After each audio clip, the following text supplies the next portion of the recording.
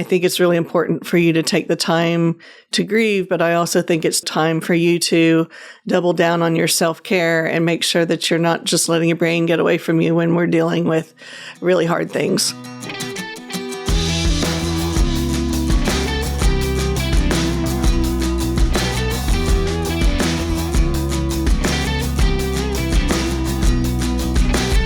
All right, welcome back to the Dr. Crockett Show. I'm your host, Dr. Susan Crockett. I am a board-certified OB-GYN in San Antonio, Texas, and I specialize in minimally invasive or robotic surgery for women. And today's topic is all about what to do when things get hard, because inevitably in life, things get hard. And girls, women, all y'all, it's been a rough couple of weeks for me and a lot of people around me. And I know that a lot of y'all are going through those similar things because I hear you. I hear you in our comments. I hear you when you come in to see me in the office. It seems like the world has just gotten a little bit crazier. Everything from internet snafus, our emails got hacked a month ago and it shut down our websites, and we just now got them back up again. It's been like ghost in the machine all over the place. Very stressful at work. I had a friend of mine who was getting ready to go on vacation and got a call that her mom was critically ill and lost her mom by the end of that week. You know, what a hard vacation that turned out to be. Very unexpected loss. Every day when I do surgery, I do stuff that's not like crazy critical. I don't do any cancer surgery or anything like that. But I do a lot of fibroids and endometriosis and pelvic pain and ovarian cysts and bladder lifts and pelvic floor stuff and all that kind of complex, benign women's stuff. That's what I do. But even though women aren't coming in thinking that they're going to be dealing with a cancer or something with me, sometimes they are. Almost everybody is nervous when I see them in the bay in pre-op for surgery. And you know what? It's hard. It's hard to think that you're about to go under anesthesia and you're going to let somebody take care of you the way that I take care of people in the operating room. And so I really feel for my patients when they're going through that. And I always tell them it's okay for them to be nervous because they're going to go to sleep. And the main thing is that I'm not nervous. That always kind of makes them smile. But I wanted to talk with you guys today a little bit about some strategies that I use when life gets hard. And I wanted to start by talking about a couple of things, a couple of different scenarios when things are hard. And one of those is when there's a deadline that's approaching. So deadlines are interesting things, whether it's a big change in your life, like a wedding date, or whether it is a closing date on a house, or it is any other date. Maybe you're a soldier overseas and you're getting ready to leave to come home. There's a date for you to come back home. When we have a date, oh gosh, I went through this when I went through my divorce. The date kept moving. Do you remember that? Oh my gosh. There's a certain amount of hard or a certain amount of stress that happens when we are approaching a deadline and it's looming, and it seems that things often get harder and more stressful before they get better. And what's happening in our brains is our brains are doing what they're supposed to do, which is to warn us of danger. Like when we were cave women and cavemen, we used to go out and we had to make sure we didn't get eaten by things that eat people, or used to. And now the dangers that we're facing are a lot different, but now our brain is offering us suggestions of things that could be catastrophic because your brain is trying to help you see and avoid a danger. So our brains are evolutionarily, biologically trained to feed us all of the scariest stuff when we're approaching a known situation or a known deadline. So one thing that I find that's really helpful, two things that I really find helpful in this scenario. And first of all, I want to thank all of our women and men, fine men and women in uniform, especially those overseas. The two things I want to tell you are, number one, you're safe. I want you to ground yourself in where you are right now. I want you to feel your body, feel the floor or the dirt underneath your feet.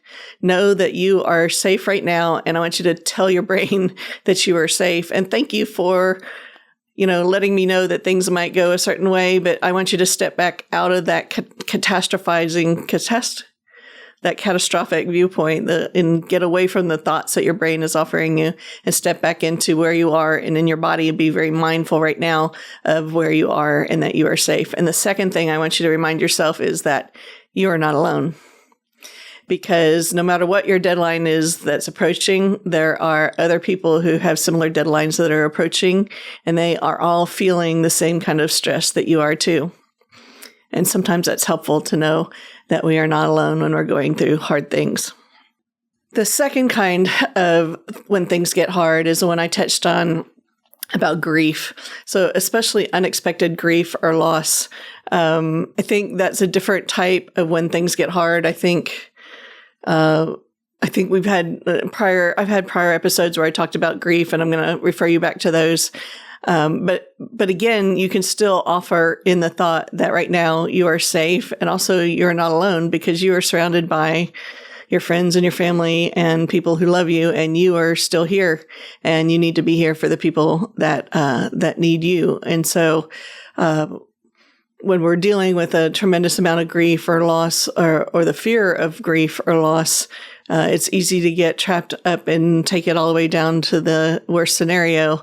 And I think it's really important for you to take the time to grieve, but I also think it's also time for you to double down on your self-care and make sure that you're not just letting your brain get away from you when we're dealing with really hard things. So how do we do that? How do we double down on our self-care? The first thing that comes to mind, and probably some of y'all are going to say, why didn't I say this first? Which is pray. Somehow people get a belief in God when things get hard. They're like, oh God, why? And oh God, please. And oh God. So even non-believers or people who say they don't believe in God, that word comes out of their mouth when things get really stressful. And I just think that's a socialization norm in our life. But when I talk about praying or reaching out to a higher power, there really is, there is value in that beyond just the blurting it out type of, reaction to when things are getting hard. When we intentionally take time to pray, meditate, do verbal petitions where we ask for what we want, or we've made a decision in our brain about what we are asking for. When we take the time and do those things and journal, every time we reinforce what we're thinking and desiring and wanting, we're doing a couple things. One is we're not just wallowing in the fear and the hard. We're actually taking steps towards figuring it out. And part of getting through the hard is figuring things out, strategizing. And this is something that's taken me a long time to figure out in some parts of my life. But it's really helpful because, you can't strategize your way out of everything that's hard, but you can strategize your way through a lot of what's hard. And there's a difference, and there's a lot of wisdom in knowing when things are looming where you have a deadline and you need to have your ducks in a row, and having backups and plan B and plan C. And when things are just circumstances that are happening to us where there really isn't a strategy to get around it. So what I like to do is I like to ask for help, not just from God with prayer, but part of taking care of myself is verbalizing and communicating with my team and the people that support me, like my employees, my friends, my family, the people who love me, because it's very interesting how you start to come up with a broader net of ideas and ways to get through the difficult or the hard. Not to mention that it feels better to have the support and love of the people around you. And I think if you're somebody who is looking to serve and love in your life, and you've been there for those people, that it's a really natural thing for them to want to collaborate and co-create with you to get through the hard to what's better on the other side. I do want to give you that hope. There always is something better on the other side. It's just hard is what we go through to develop our character and to go through the growths that, the growth patterns that our soul is trying to learn at this part of our soul journey. So a couple of things that I do for self-care. One is I ask myself, just to get through this single day that's hard, this one day where it seems like everything's just slapping me upside the head and everything is scary, and I'm living in that kind of hyper sympathetic nervous system thing. I ask myself, what are the things that I can do to take the best and to take care of myself for my best and highest good? So what are the habits that I've worked on before that I want to reinforce? Maybe ones that I've let fall on off. Maybe it's eat well. Maybe it's go for a walk. Maybe it's go out and get some sunshine. Maybe it's listening to vagus nerve stimulation meditation music on YouTube for an hour. Maybe it's take a nap with your doggy. That's something Ollie loves to do, and he's a great comfort for me. So if you just have to get through this one day, what are the things that you can do right now that are actionable, that you can take care of yourself and help ease that flight or fright sympathetic nervous system going off the charts and bring it back down into a parasympathetic or more balanced nervous system?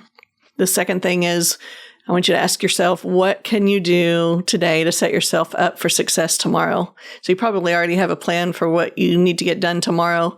So what can you do tonight in your evening routines to set yourself up so that you have the best tomorrow possible to take on the dragons? I think that's a really important mindset for us going to bed. The other couple of things that work for me are, number one, serve somebody else. So in case y'all didn't guess, I've been going through a really, really hard day today. And I've had a series of hard days, and I almost didn't film this episode today. I almost called it in, and I'm like, I got too much stress. I can't handle it. And I thought, no, I have a obligation to you as my audience and my patients. I thank those of you that are supporting the channel. I've heard so many great things from you, my patients who see us on YouTube and in the office, and I'm just really grateful for your encouragement and your support. And to be honest, putting my makeup on, it's the evening right now. I put my makeup on and sat down and decided that this was an important topic, and maybe even more so since I'm struggling with it right now. And it's actually helped me feel better to come on camera and to talk with you guys, because I'm serving you. And that helps me feel better. It helps me get out of my head about the scary and the hard. I remember some of you know, those of you who know me, those of you who don't, my first husband passed away very suddenly of a heart attack about 7 years ago. And that was hard in a whole bunch of different kinds of ways. But one of the things that really helped me was getting back to helping take care of my patients. And it wasn't doing it it wasn't a distraction type of thing where I was avoiding the grief and the hard. It was more of I found that through that hardship, that serving people and helping take care of other people and loving on them, love and compassion are those are the best ways for us to get through hard. So this week, if you're dealing with something hard, my heart is with you. Much love and compassion for yourself. Do some self-care. And for those of you who are in a good place, be compassionate and loving for those of us that are struggling with all of the electronic stuff going on the internet, and the traffic and the crazy this and that, and all of the hardships that we face as just being human. And I thank you for tuning in to the Dr. Crockett Show. Hope to see you next week. Thanks for liking, subscribing, and sharing. Y'all have a wonderful week.